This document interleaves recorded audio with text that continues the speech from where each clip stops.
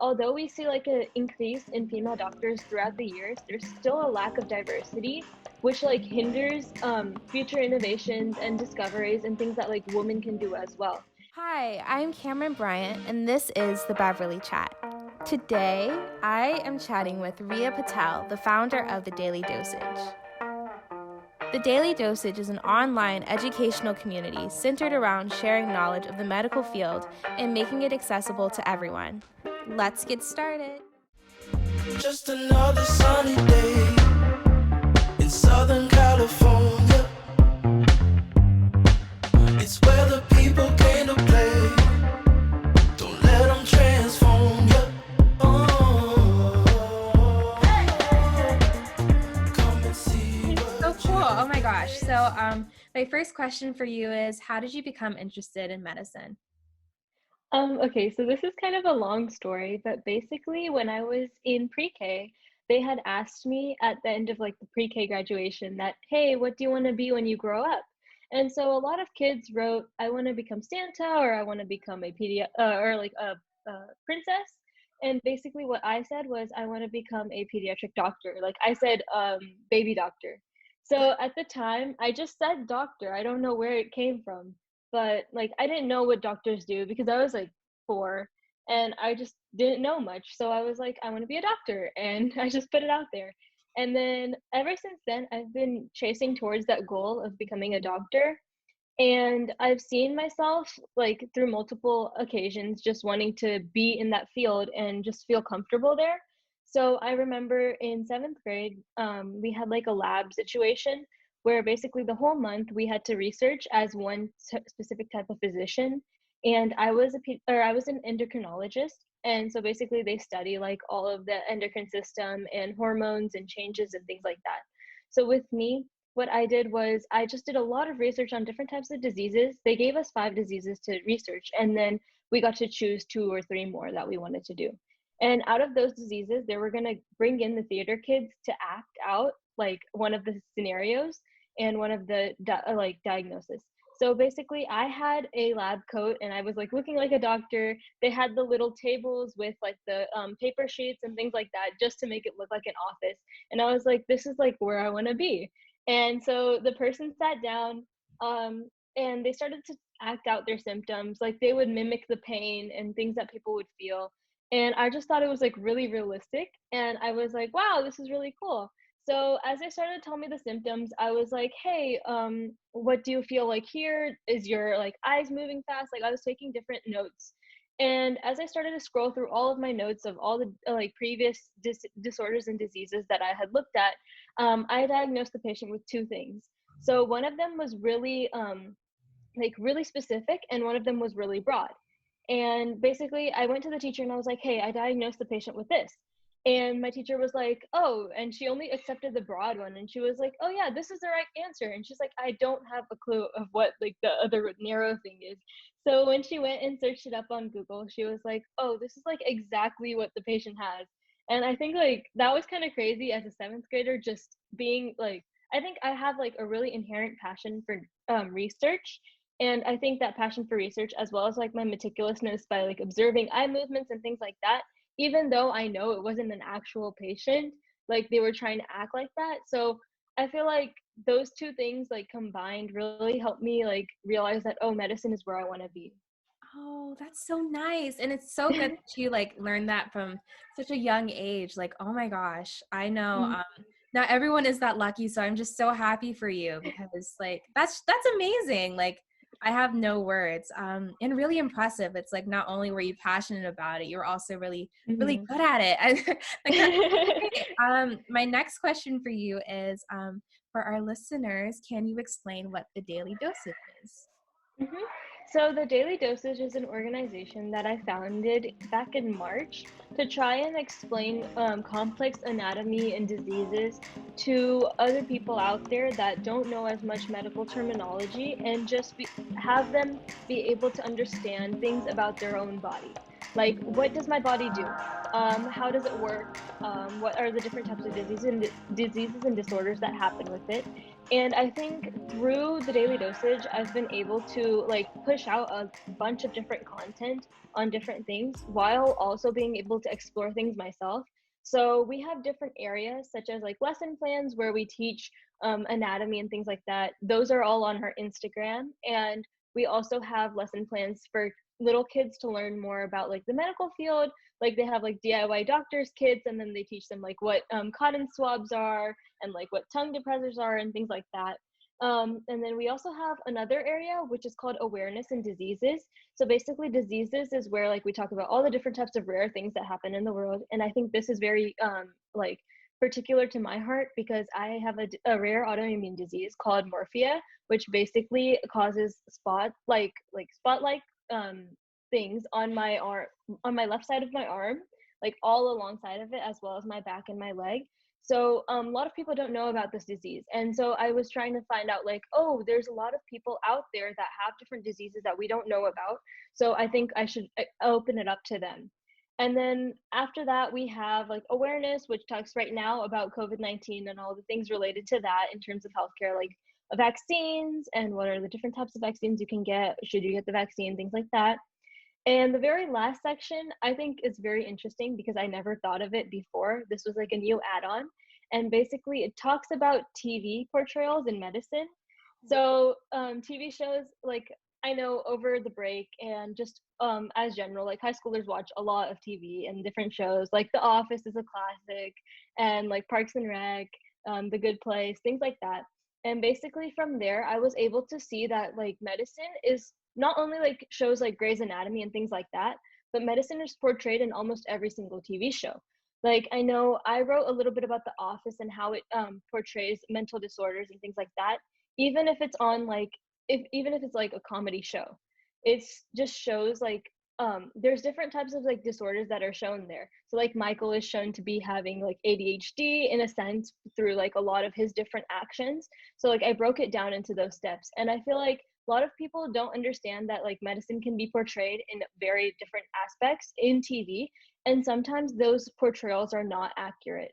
So I know like I watched like one episode of Community, and basically it was like where the main character he gets put on like depression medicine or like some type of medicine to like stop him from getting angry. And basically what happened was it was trying to show that like he would get more angry while he took that medicine. And it just had like a very different approach to showing like mental health medications. And I feel like that wasn't the right approach to take because it wasn't medically accurate. So while some TV shows are more accurate in medicine, others are not. And so I just like to like look at the balance between that and like show readers that like look, there's actually medicine in TV, but also you can't take everything like as it is. You have to like do more research behind it. That is awesome. Like, oh my gosh, that's amazing. You mentioned The Office, and I love The Office. Mhm. And so does all my friends. And I never looked at it from a medical perspective. I'm not a STEM person. I love math, but medicine is not something that I'm very like suited in. But while you were talking, I thought about Meredith and how she struggled with Mhm. the alcoholism and everything. Alcohol, yeah. Yeah. So And I then and yeah, another one I saw was like Andy and his punching the wall. So basically that shows like anger management and how he can get angry really easily. So I thought that was pretty cool. Just like the small things that happen within the entire show, it has like a bigger and deeper meaning behind That is so awesome. And that's so great that, there's people like you that can detect it. like those types of things. And now that I'm thinking also, I'm watching the show You with my mom on Netflix. Mhm. And for people that haven't seen it, it's practically like this guy that kills a lot of people. And I'm just like, wow, like I'm taking AP Psych and I'm like, wow, this guy is like Yes, actually a yeah. sociopath. So I Mhm. think that, I think that's really interesting that medicine and media do like collaborate sometimes, which is awesome. Mhm. My next question for you is, I know that you mentioned that you started the Daily Dosage back in March. And I stalked your Instagram account a little bit. I saw that you had like a whole team of people that are helping you with this. Mhm. What was it like, building the Daily Dosage, and what was it like composing a team? Mhm. So I think at the beginning, it was kind of really confusing, and a lot of pieces were just being thrown around because the way I started the Daily Dosage was basically I had participated in 2 or 3 different competitions during COVID-19 through like I think March through April. And I was making a lot of different websites and graphic design through Canva. And that's when I started to find out, like, oh, I really like graphic design. Because I've always been an artsy person, but I didn't know that like I really liked like online things and I just didn't know how to use it at the time. So as I saw that, I started to see like in my own organizations that I've part of, like Simply Neuroscience and things like that, like Fiveable and all of that, I started to see that there's no organization specifically directed to medicine and like outreach and putting yourself out there in terms of medicine and teaching others. So I decided to make the Daily Dosage. But after that, I just made the website on myself or by my own, and then I started to do like graphic design and things. I was like, I can do all of this by myself. Like I don't need a team. And over time, I was like, no, this cannot happen. Because, like, we had a blog, we had Instagram to manage, the website to manage, and everything was just hectic. And I was like, I can't write my own blog while, like, making my own posts for the Insta while posting everything out. So I was like, I'm going to have to, like, go out and find new people. And so I started out just asking my own friends. Like, I put a story on my Instagram, like, hey, do you want to join? And a lot of my friends from, like, 2 schools around my district decided to contribute and be part of the team.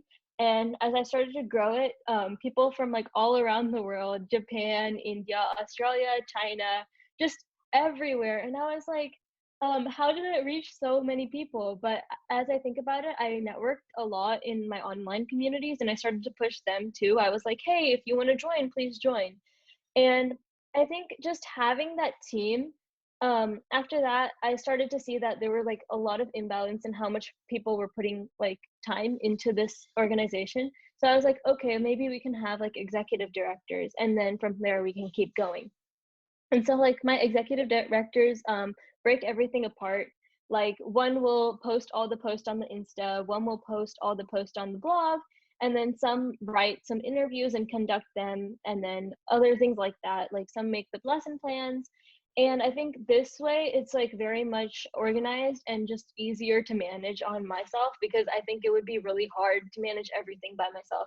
And I'm really glad that I opened it up to like a team of people because I've gotten really close to all of them. And I've met a lot of different perspectives from all around the world.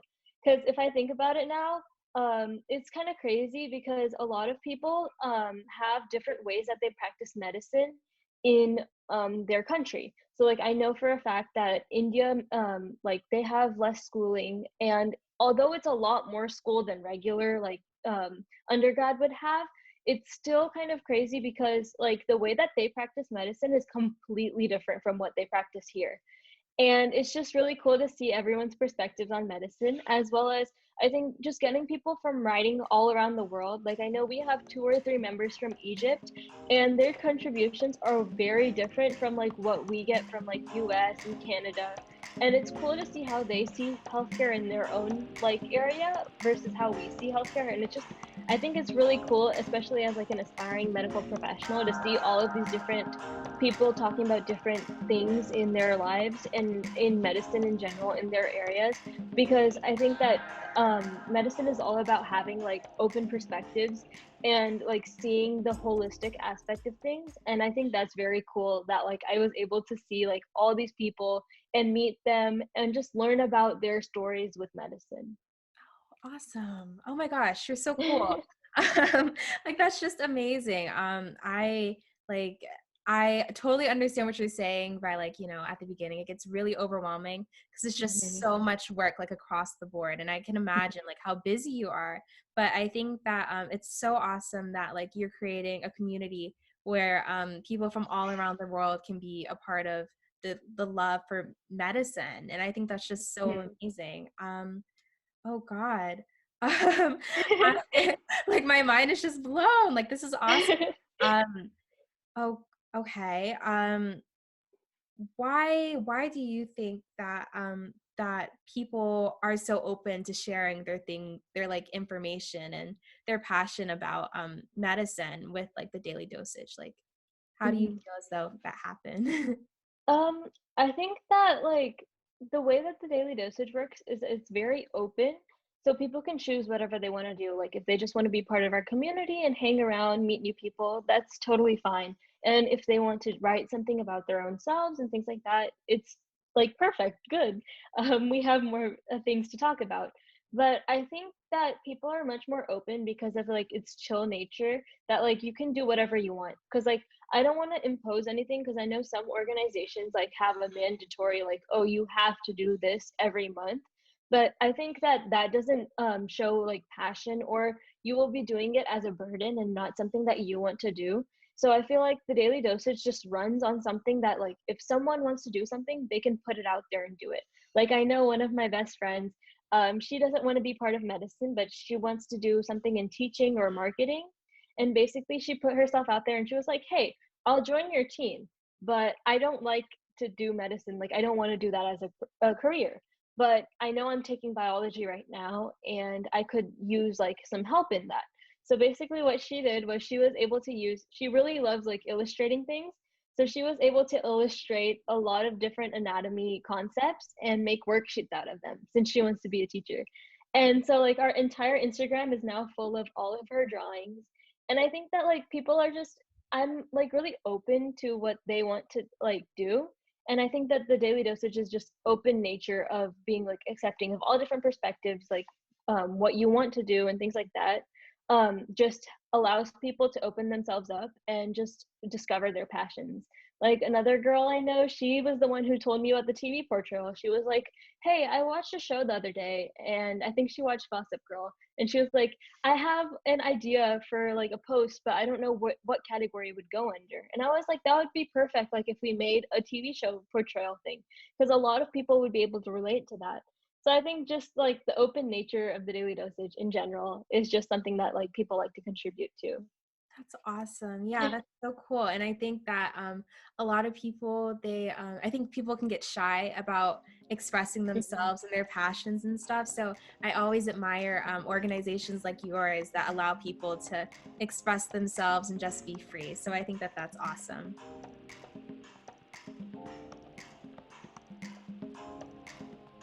One of the questions that I had planned for you was, what changes would you like to see in the medical field over like the next 10 years? Mhm. So, okay, I like to view medicine as part of STEM just because I like to do a lot of different science things as well. And I think the STEM community, like overall, it's just like the number of women in the fields are just very low. And I feel like as we see doctors in hospitals, we always think like, oh, there's so many more girl doctors out there. But in fact, I learned this new statistic, and basically it was according to like 2019 data, in the medical professional overall, male doctors still outnumber female doctors from like 64% to 36%. And it's like something that we don't think is prominent because we see a lot more girls becoming doctors. Like it's just like firsthand nature to us now that like, oh, we're empowering our women. But overall, if you look at the statistics worldwide, it's just completely different. And I feel like although we see like an increase in female doctors throughout the years, there's still a lack of diversity, which like hinders future innovations and discoveries and things that like women can do as well. And I know there has like been a progress to promote women in STEM, but sexism is still like a prevalent issue in these communities because like women are underrepresented just in STEM in general, like computer science, math, engineering. They're all underrepresented in those areas, but like now that I talked about medicine, I think that's also an area that they're underrepresented. Like 36% is not a lot in comparison to 64. And I know that women in STEM face a lot of issues like imposter syndrome and gender discrimination, as well as like implicit bias. And I think that the STEM community and medicine just needs to work towards both the gender like equity and equality, because like educating young girls in STEM and medicine is like very crucial. And I feel like over the next 10 years, I think that's something that like us as a society need to work on in terms of like empowering these girls. But we need to make sure that like being equal and being like equitable is like two different things. And so I think that it's very important that we understand this like divide and actually work towards both. Right, that's awesome. Yeah, I totally agree. I think that there's not enough female females in medicine in general. And I think in a way, I know we mentioned medicine and media earlier. And I think that when you go on TV, you may see only like 3 or 4 women doctors. And I think that Mm-hmm. it's also important that like through the media's job, we should take time to make sure that we're showing more female doctors and more girls in STEM, because if you can see it, you can be it. So I think that that's really cool. What do you think would be like the first step to encouraging more girls to get into STEM? Mhm. So I think like I'm part of an organization called Girls Got STEAM, where we basically make lesson plans and the founder conducts workshops in actually it's in Florida. She does it in Orlando, but basically they bring all these girls together and it's just for girls, just to like help empower them. So if they're interested in science, there's a lot of different topics that she conducts and like does workshops in. So like the moon phases and small things like that you would do science fair experiments like the elephant toothpaste and all of that. But I think that it's very cool to like be able to make that direct connection with the younger girls. And I feel like the first step to connecting younger girls to all of this, it would be to like give them more opportunities to explore. Like, don't just market towards one area. I think I was just learning about psychology this morning, and the way that they were talking about it was I'm an AP Psych, and so I'm learning like yeah, developmental psychology. And so what they were talking about was like there's an inherent discrimination when a child is born between a girl and a boy.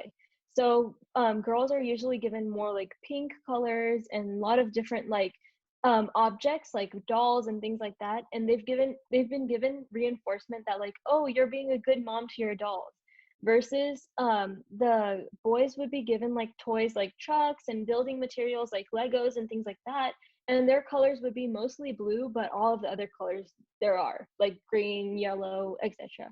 And I think that like seeing this divide, especially like since I'm studying psychology right now, is very interesting because like ever since we were born we have been like brought up through this like domesticated lens, and I think that needs to be changed. And I think just putting more opportunities out there for girls and actually actively like telling them like you can do it, because there's not a lot of role models in STEM, especially young role models. So I think that like as we start to like grow as a society, we need to bring more younger children and put them out there, like especially parents, they need to be able to motivate their children to expand to the like the best ability that they can. Like I actually became friends with one of the girls who is doing like a lot of coding and things like that. She was actually Time Kid of the Year, and I think like seeing like Gitanjali just like putting herself out there, like her parents have put a big step forward in terms of like empowering her from such a young age. And I think that a lot of other parents in society just need to empower their girls and be like, you can do it. Like she was the first role model that I saw, and she's still younger than me, and I just saw her and I was like, wow, that's amazing. And I think a lot of young kids will look up to her, and I think we need to be able to like spring up more kids like that. But yeah. Awesome. I already consider you as a role model. Oh my gosh, that's so amazing. I totally agree. I think that I know for me, I love like broadcast media and journalism and just stuff like Mhm, that. And I know that growing up, it always meant the world to me that I could go on the TV, and even if it was just like Oprah, every day at mhm, 5 o'clock in the afternoon, I would come home and I would watch Oprah. And so being able to look at someone and like a field that you want to be mhm. in, that's like the world. Because like I said earlier, I'm so big on if you can see it, you can be it, because you never know like what spark is gonna make someone feel passionate about something. So that's awesome.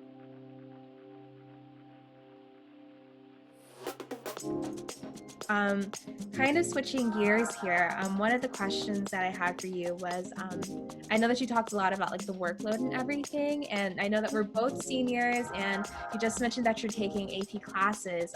What is it like managing work and the daily dosage? How is that for you? Mhm. So I'm actually part of the IB program, and that's like where we do a lot more writing and things like that. So at the beginning of my senior year, I'm not gonna lie, I procrastinated a lot just because it was like a lot of heavy balance. And I started the daily dosage back in junior year when I wasn't doing anything because like COVID-19 and homework was due every Friday. So we just had like a lot of leeway. And I think as right as senior year started, I took a lot of break over the summer and I didn't realize that there was going to be a lot of college apps and just everything just coming thrown at me. I had college apps, daily dosage, all the other organizations I was already part of, clubs, school started, and IB papers and all of that stuff. And I just feel like at the time I was like, oh my God, I'm not going to be able to do all of this. So I took a break from the daily dosage for a few days and I just like sat down and I was like, okay, how am I going to approach all of this? Like, I'm really passionate about everything I do, but I just don't have the time. So I realized that like I'm gonna have to start planning out my time and prioritizing much more better.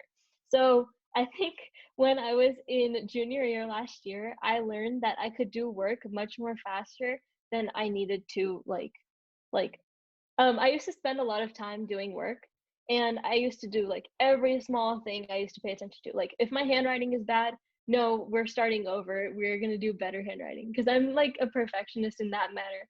But I realized that like none of that matters as long as you understand the concept. And I think over senior year, that's just something I've been like enhancing in myself that it's okay if your handwriting is like one A is messed up or whatever. Like you can keep going. And I think since everything's online now, it's much easier with all of that as well, just getting everything done. And so I feel like I just keep a to-do list like book now and I just write down everything I need to do and then I write all of the dates and I just say, okay, what is more like important for me to do right now? And I think my passion is what drives me to like finish everything and get everything done in a certain amount of time because I just love doing everything I do. From being part of Simply Neuroscience and making like different PowerPoints about different things of the brain to studying like AP psychology to writing all my IB papers. It's just something that I'm inherently like proud to do and I'm very passionate about. And I think IB has also helped me a lot. Like I know people say that IB is really hard, but when I think about it, it has given me the ability to explore different topics in the way I want to. So the way IB works is that you can take whatever subjects you want for the course of 2 years or 1 year, it just depends.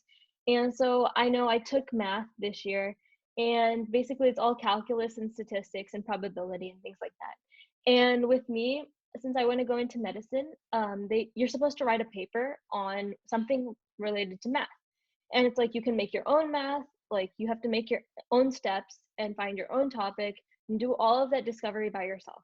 And so basically, I know it sounds hard, but basically, I did the pharmacokinetics of ibuprofen because we all take ibuprofen on a daily basis. And basically, what that is it shows the profile that doctors use in order to see like how much ibuprofen is going into your body and how it takes the course like over a certain amount of days. And so I was able to model that using calculus. And then for history, I'm really keen. I watched a movie. It's a Bollywood movie about this Emperor Akbar, and so I think I was able to talk about like how his childhood had influenced his religious policies because he was grown up in like a different area than what his actual religion was. And then I think the biggest project that I've worked on, it's called the extended essay, which is for IB. And basically what they do is you write a 4,000 word paper on whatever you want to in whatever subject, and you can just do whatever you want. And I chose psychology just because I'm taking psychology, and I took IB psychology last year, and then I'm taking AP this year. And I think my topic was based on geriatric patients and oncology together because I'm just really interested in both areas and I just don't know where I want to go right now. But in terms of geriatric oncology, the way that this this EE worked was they talked about like they asked me to research a topic in psychology about this geriatric thing because that's what I wanted to do.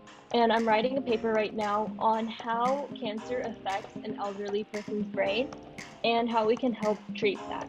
Because I know there's like a lot of geriatric stuff hasn't been established right now. And it's just because it's a new field, and a lot of people didn't think about like the mental health aspects of this cancer treatment, because like cancer takes a toll on your mind, and a lot of people don't understand that. Like doctors only treat you physically, but mentally, like you need that treatment. So I think like through IB, I've been able to learn all of these different things, and that just helped me and motivate me to like go towards my passions. And I think that like in terms of time management, Google Calendar and Trello have been my best friends, especially in quarantine times, because they help me so much. And I don't know what I would do without like apps that track everything for me. So I'm really thankful for those apps, but just overall, it's just a lot of like organization that you need to be aware of, as well as like time management is a big thing that will only come if you're passionate about something that you're doing. But yeah. No, that's so cool. I that's like I totally agree. I have a magazine. I do a lot of other stuff, and I know that it's so hard to juggle like school and work and podcasting. So I am a big fan of writing everything down. I have my to-do Mhm. list, because it's really challenging. And then sometimes I think I know personally for me, I get really caught up in like my work. So I might like not talk to anyone for like a day because I'm just like working all Yeah. the time. So I think finding the right timing, scheduling to manage like work, school, and everything in between is just like so Mhm. important. And one of the things that you mentioned was your IB program. And I know at my school, we don't have IB, we only have AP. Mhm. But from what it sounds like, it sounds like you're kind of in like an open curriculum, I guess, and you get. Yeah, so it's internationally based, and so basically everyone from around the world who has IB at their school is able to take this curriculum that's like based on like the international curriculum, and your teachers just get to choose how to teach it. But overall, like the graders, instead of AP, like how it's just like the most of the graders are in US, like the graders are from all around the world in different areas. So like we get to learn like British English spelling sometimes through like the rubrics and things like that. And it's just pretty cool because it's just open, and it allows you to explore a lot of things while also teaching you the course content.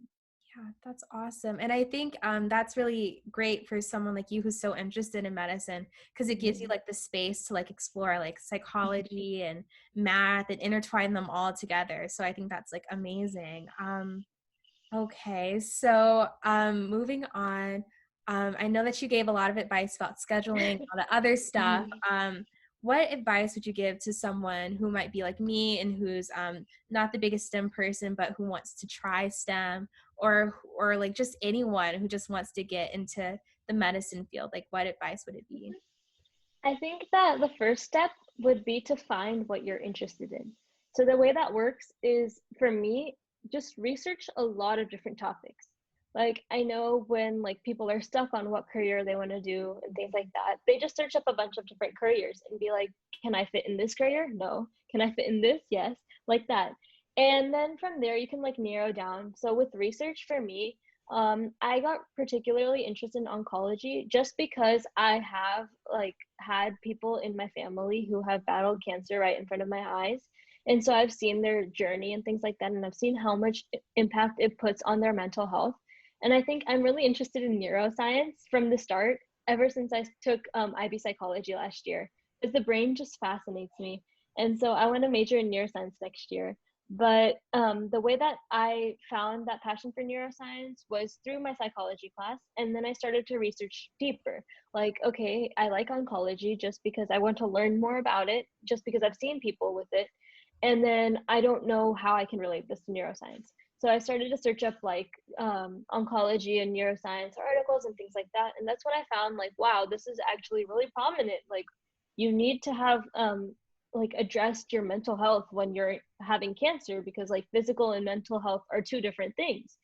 And then from there, I'm also interested in pediatrics just because I love working with kids.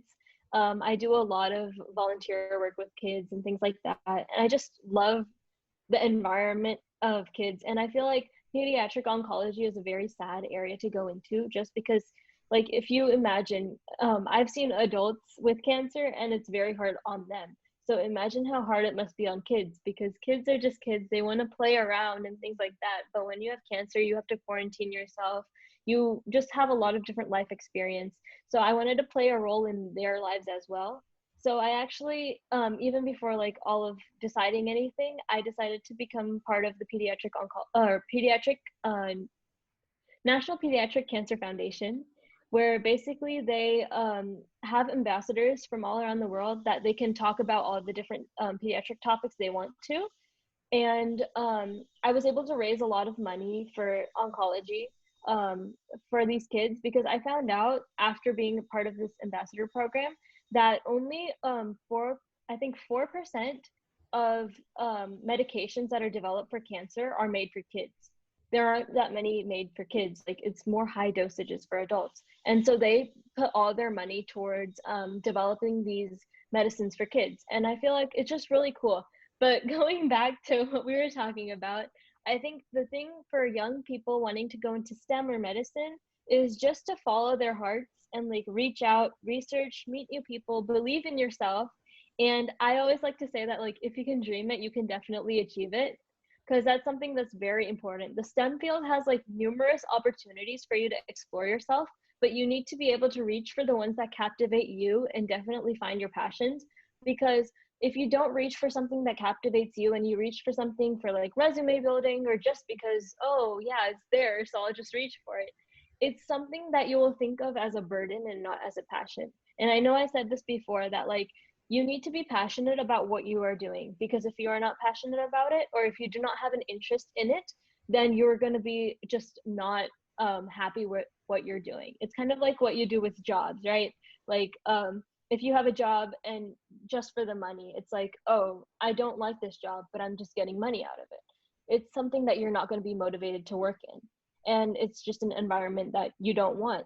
So I think that it's early on, it's very important for you to explore these areas. And then when you find your passion, continue to go at it. But don't go at it just because someone else tells you or like imposes it on you, or if like you just see it as a money making or something else like that. It has to be something that comes from within, that you experience and you enjoy.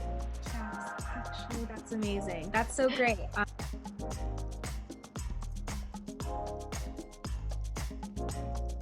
One of the things that was like so interesting to me was how you mentioned how cancer impacts mental health. Mm-hmm. And one of the things that I've been thinking about a lot is how COVID is impacting mental health. Do you have like any thoughts on that and what's going on? So basically, actually, I was part of an organization, or a competition, I must say. Like, it was called Quarter Zero Cup, and it's basically you make your own startup, and you can make it in any area you want to. There were different areas that they gave you, and then you could choose. And mine was mental health because of COVID-19. And I was like, teenagers need somewhere to unleash their mental health, talk about it with other people. And if you are not comfortable talking with someone, you need to be able to do it anonymously. So what we did was we made it was a 4-person team, and we all were from like different areas, like California, Nevada, and Texas. And basically we talked about how mental health is very prominent in just teenagers' life in general. But then we started to bring it in the COVID-19 aspect. Like, wow, this is actually going on. Like, people are staying at home. They need more people with them. And so we made a mental health service with the help of the mentor who was the founder of the Quarter Zero. And basically what it does is there's a call, chat, and text like service where it's like all anonymous. We did it through like anonymous chatting and things like that. And then we tried it out. And a lot of people asked for things like relationship advice, and just they're stuck at home, I don't know what to do. But then there were some people that this was like really eye-opening. There were some people that were just like, I think I'm done with life. Like, I don't want to live anymore. And it was just some depressed people came on there, and we were like, wow, there's like, this is actually going on in the world, especially during COVID. And it was just an eye-opener, because you don't talk to people like that on a normal basis. And so as we started to see more people, of course, we couldn't help them as much. Like, we would be like, oh, what's going on and things like that. But we can't help people that like are wanting to end their lives. So we would have to send them to the suicide hotline and things like that, just because it's very crazy. Like, I think COVID-19 has taken a toll on everyone's mental health. And I actually wrote an article about this in the Daily Dosage, and I think it's floating around in some other blogs as well, just because I want to get my message across. Like COVID-19 has taught me so much over like this entire pandemic. And I think that some lessons that I've learned is to like be really grateful for what you have, the environment that you're living in, because like you have a roof over your head, you have family to live with, and especially I'm really thankful because I have 7 people in the house, so it's never getting boring, like because I know that like I haven't seen my friends in 9 months. Like of course we talk and we call sometimes or like during school, but it's not the same. And I think human connection is very important. Like I'm very thankful for having 7 people in the house that I can connect to every single day, because I can see their faces and just talk to them like a normal human being, because I know that it's hard for like people that are by themselves, or it's just their parents and them, because they're not like, of course you see your parents and things like that, but you don't have anyone to like share your issues with or things like that. You just don't have that outlet.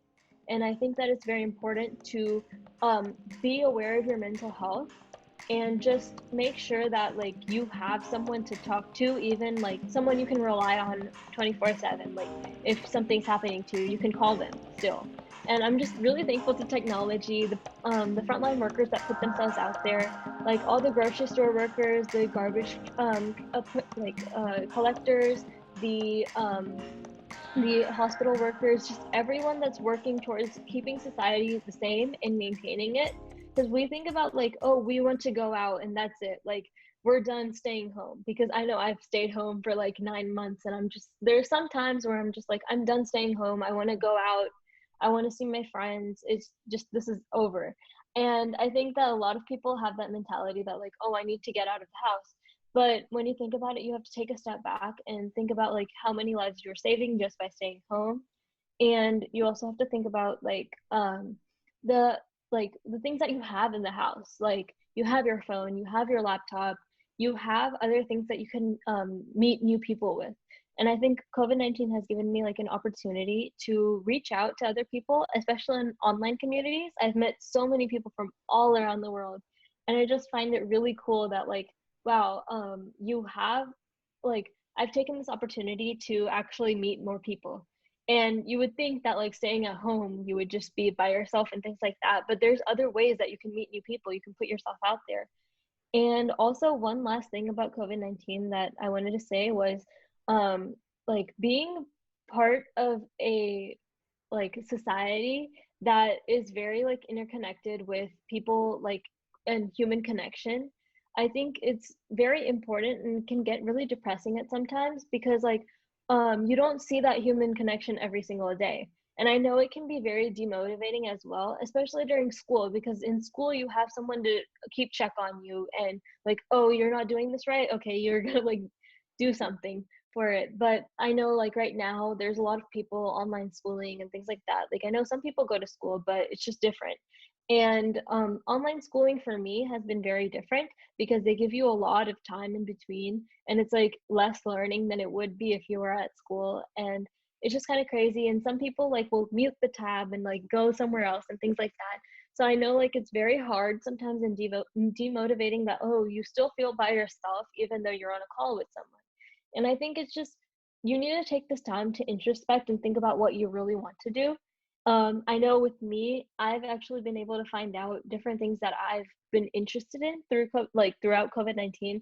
I never knew that I was really good at making puzzles.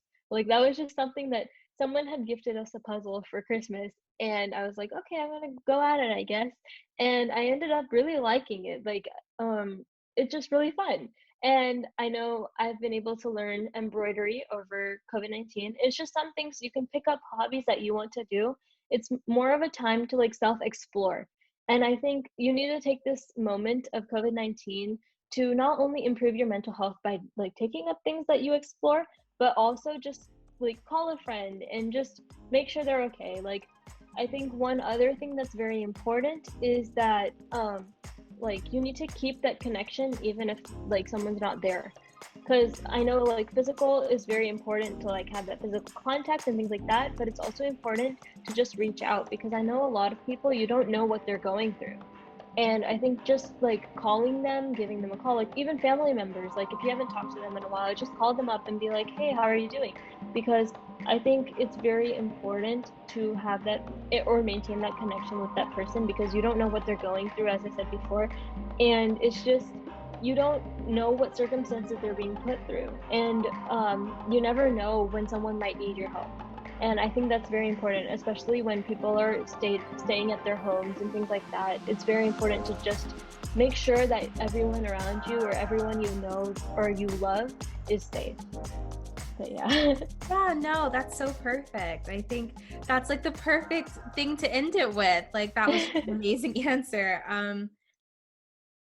Just another sunny day.